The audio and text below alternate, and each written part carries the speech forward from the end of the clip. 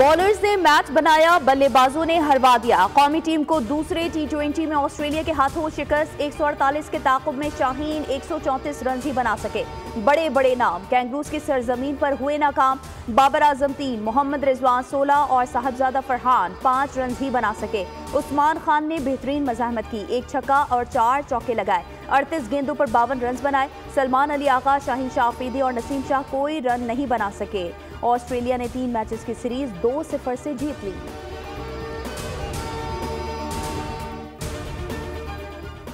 और 9 मई के हमलों के नाकाबिले तरदीद शवाहिद मौजूद हैं। ये लोग चीख चीख कर कहते थे कि CCTV फुटेजेस लाओ। 9 मई से मुतालिक ऐसे शवाहिद हैं जो इससे कबल सामने नहीं आए।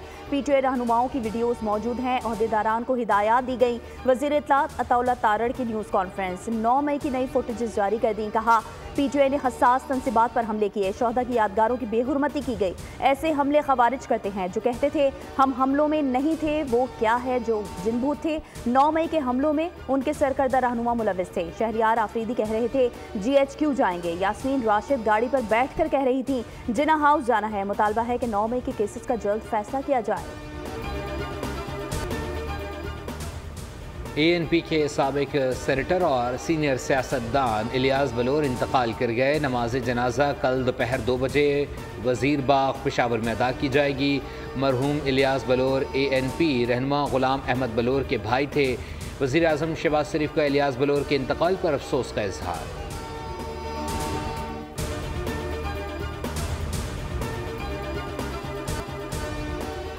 मनाजिर धुंधले, आंखें लाल, सांस लेना महाल। शहरियों का बारिश का इंतज़ार।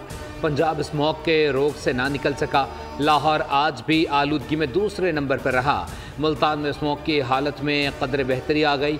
पंजाब में हफ्ते में 3 दिन मुकम्मल लॉकडाउन होगा। तामीराती कामों और हैवी ट्रैफिक के दाखिले पर पाबंदी।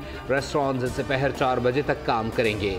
8 बजे तक टेक अवे होगा। डॉक्टर्स, नर्सेज, पैरामेडिकल स्टाफ की छुट्टियां मनसूख। स्कूल मजीद 1 हफ्ते तक बंद रहेंगे। कॉलेजेस और यूनिवर्सिटीज़ में ऑनलाइन क्लासेस होंगी।